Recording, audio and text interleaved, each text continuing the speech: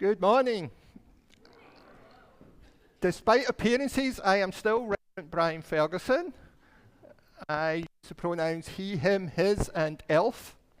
And I want to remind everyone that elves are a lot bigger in real life than they are in the books. So everyone wants to be Santa. Someone has to be an elf. I think I'm the only one here, so we now know who does all the work. Okay, this service is a bit of a mystery to all of us, but what's going to happen, you see we've got some gift boxes here. I'm going to invite some people forward. They're going to open the box, and each of the boxes has got a slip of paper with the worship element we're going to do. So it's going to be completely random. It's going to be fun. I want to, in advance, thank the tech team who've got their work cut out today. I also want to thank Larry, who's going to have to switch very quickly to what we're doing. So this is what we're doing today. So these are done. These are done. Yeah, that's quite a tricky one. There you go. You take it out if you want. I know you're ready. Oh, is that yours?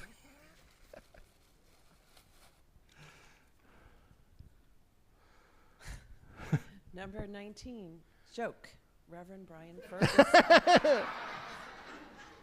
That's the whole worship element. I should have prepared this one. Well, I'll tell you a Scottish joke, and it's this Scottish minister. He's walking through these country lanes and country fields, and he's looking at the beauty of nature. And then he comes across, he sees this farmer leaning against the post.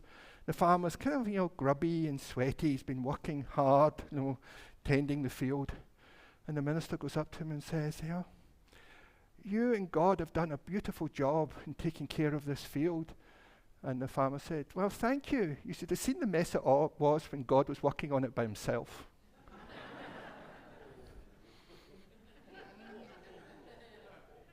Oh, controversy in the Unitarian Universalist Church. There's plenty more where that came from. It's always interesting to see the way this plays out, because I know there's a lot of talking to come. Because we've had a lot of music so far. So is anyone online? Yes? Veronica would like the tallest box. The tallest box. Yeah. You're good. You're handling it fine.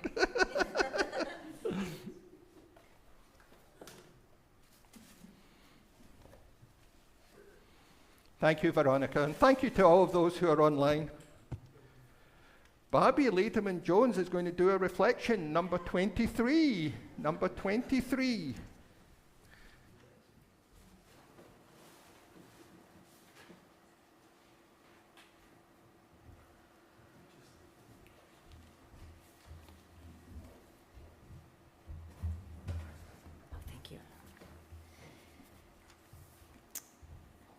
There is going to be a poem that I'm going to read in a little while, sometime this morning. And it has a stanza that jumped out at me. You'll hear the poem later. But the stanza is, there are inexplicable mysteries. We are not alone. In the universe there moves a wild one whose gestures alter Earth's axis towards love. As many of you may know, or some of you may know, I am a theist. I believe there is a God. And I also believe that God is a source of love and hope. I derive a great deal of comfort from sensing the presence of God, even though God is a mystery that I can't fully comprehend. I believe that the wild one in the poem is God. God can be known by many names: Goddess, Adonai, Brahman, Supreme Being, Allah, Baha. For simplicity, I'll just use the name God. In his book, Why Religion Matters, theologian Huston Smith wrote, "The finiteness of mundane existence cannot satisfy the human heart completely. Built into the human makeup is a longing for a more, that the world of everyday experience can't provide. This suggests the existence of the something that life reaches for, in the same way that the wings of birds point to the existence or the reality of air, or that sunflowers bending toward the sun point to the reality of light. The reality that exists and fulfills the soul's longing is God, by whatever name. Smith went on to say that the human mind cannot come within light years of comprehending God's nature. It remains a mystery, but various religions have tried their best to explain the nature of God. My first religion was Protestant Christianity, and even though I know that other religions are equally valid, the Christian path towards God is still most accessible and comfortable for me. Some of you may also know that I frequently find a connection to God by listening to and singing along with contemporary Christian music. The wild one, mentioned in the poem, reminds me of a song titled Kinda Wild by Judah and Ellie Holcomb. I am not prepared to sing it for you, but I will share some of the lyrics. Are you singing? 'Cause I love your melodies.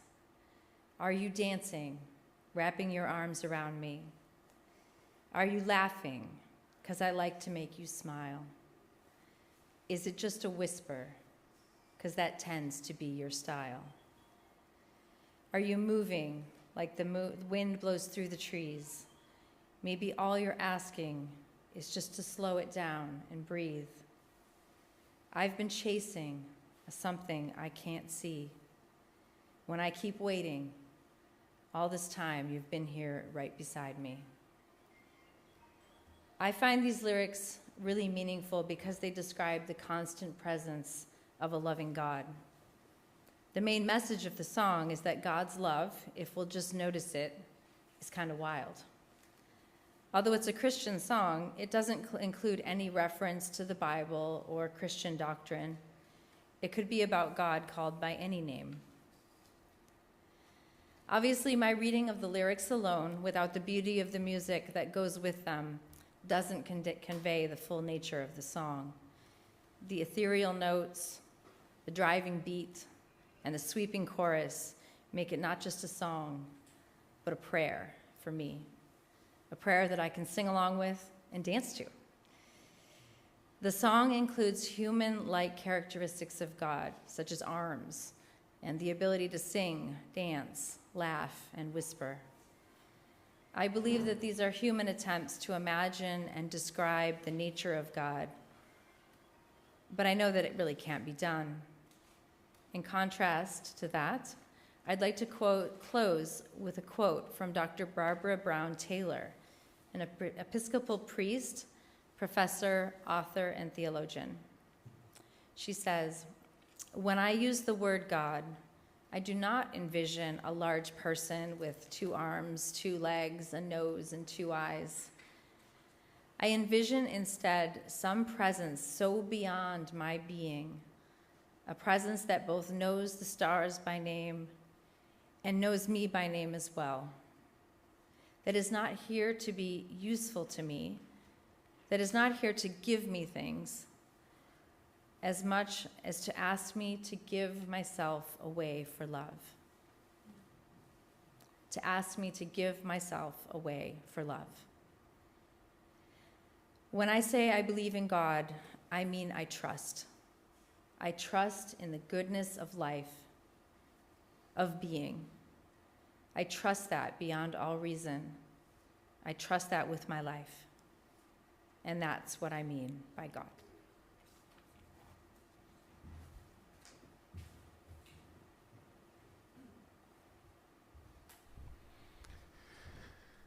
Thank you, Barbie. We've got 5 elements left. Anyone like to come forward? Clara?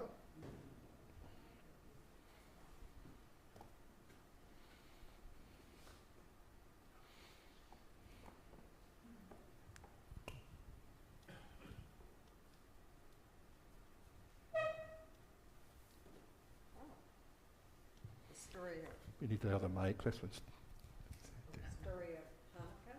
story of Hanukkah.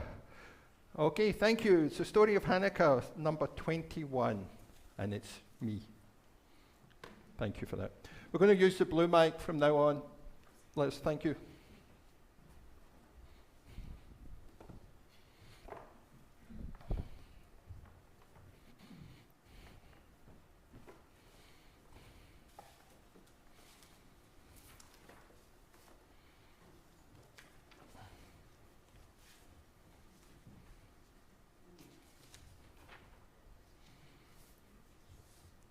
Well, it's interesting where Hanukkah arrives on sunset on Christmas Day this year, which is kind of unusual. Hanukkah usually comes in the lead up to Christmas, but the Jewish calendar works off the lunar calendar as opposed to our complicated, erratic calendar that the Western world uses.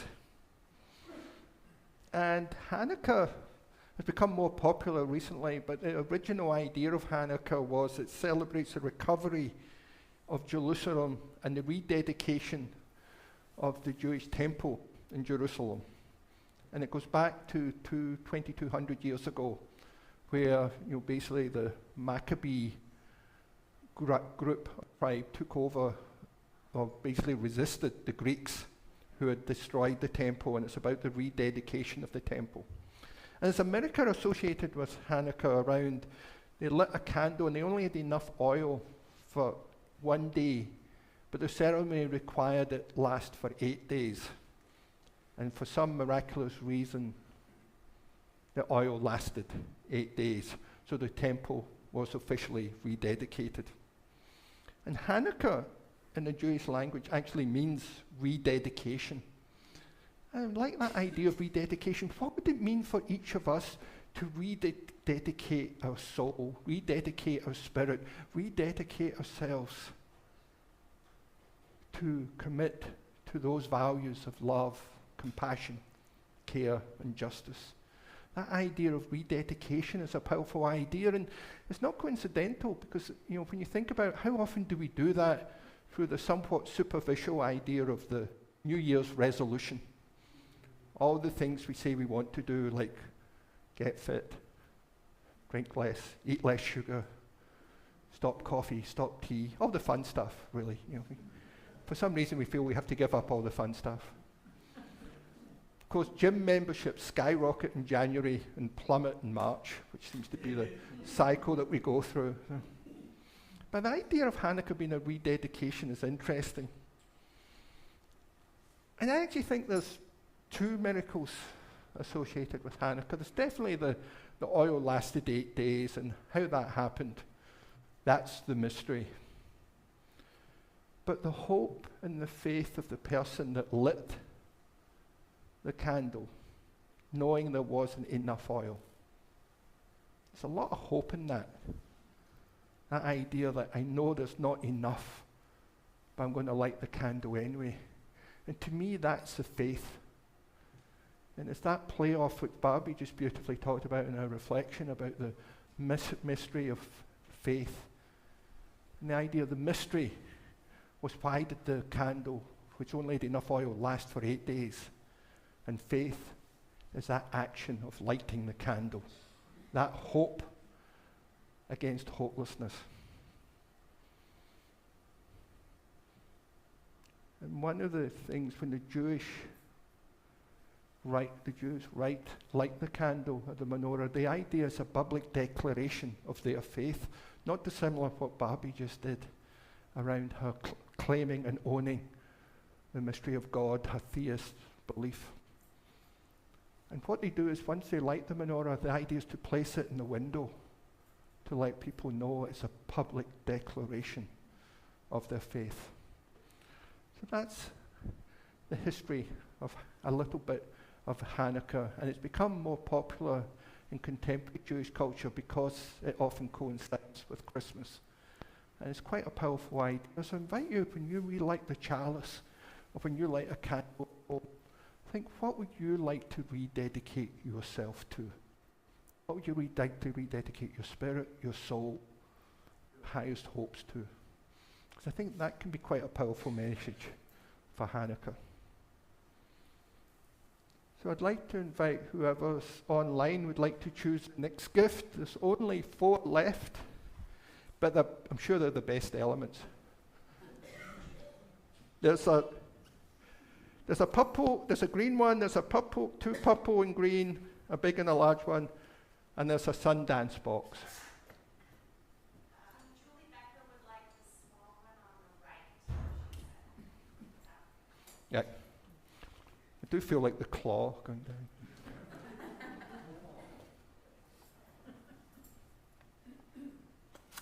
Oops. Well, that box is not going to make it for next year.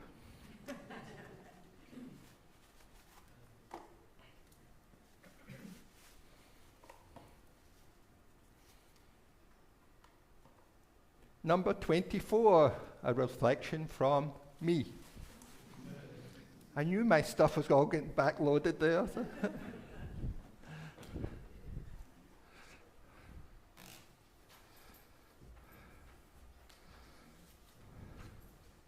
Just leave it, it's okay. Well, of course, yesterday was solstice, the winter solstice.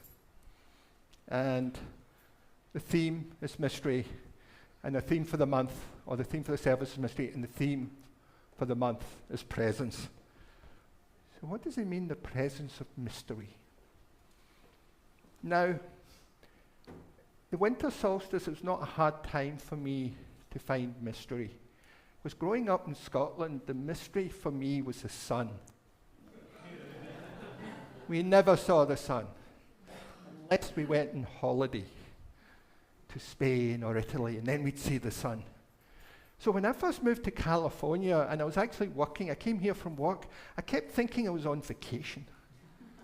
Because it's sunny. How can I possibly be working when there's sun out? How do Californians ever get any work done? But to be honest, many people struggle with the fall and winter. You know, season affective disorder is a real thing. Personally, I love the winter. I love the dark. I think there's an intimacy to the dark. And we often think, oh, the dark hides things. And it does hide things visually in some ways, but encourages us to use our other senses. The sound, the smell. So the fact that we kind of limit one sense, it kind of amplifies the other senses. But there's another thing that the dark does. It highlights specific visual things. We only really see stars in the dark. We generally see the moon in the dark, though occasionally I get very confused when the sun and the moon are up at the same time. Now there's a mystery. But I think there's an intimacy to the dark that I really like. That's why I love the Christmas Eve service we'll be having on Tuesday night. There's a darkness where there's dark outside, there's candles, and the light, the candlelight creates an intimacy that I don't think we always can achieve on a Sunday during the day. Gordon McKeeman was a Universalist minister and then a Unitarian Universalist minister, and he's got a beautiful passage I'm going to read called, "How Does One Address a Mystery?" Cautiously. Let us go cautiously.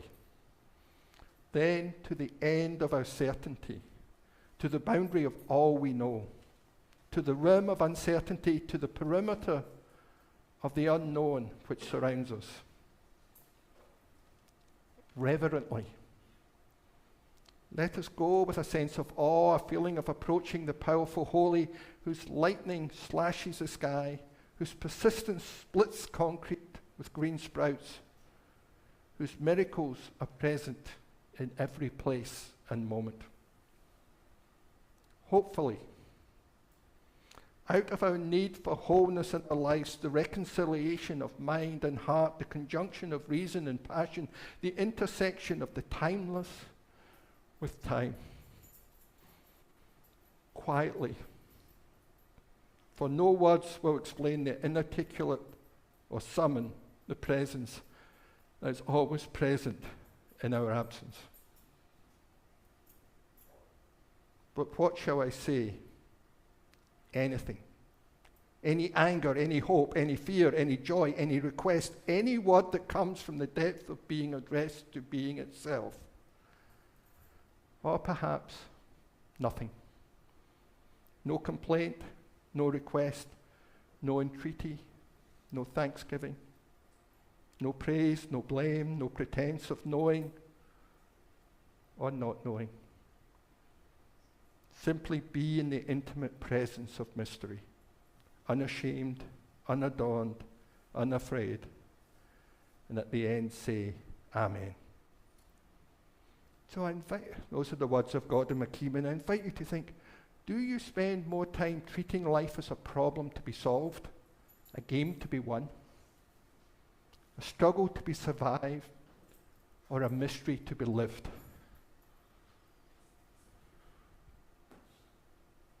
Do you treat it as a problem to be solved, a game to be won, a struggle to be survived, or a mystery to be lived? If you do live it cautiously, reverently, hopefully, and quietly.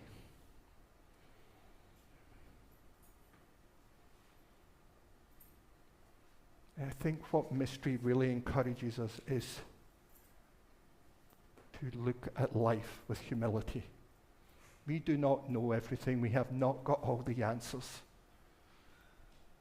Perhaps we even struggle to have one answer. And I think what mystery challenges us, it reminds us of how finite we are, finite in our beings, finite in our lifespans. And it asks us to approach that humbly, but approach it reverently, cautiously, hopefully, and quietly. That's the invitation that mystery gives to me. I invite you to say, how do you want to live your life? And how do you want to move forward into the new year?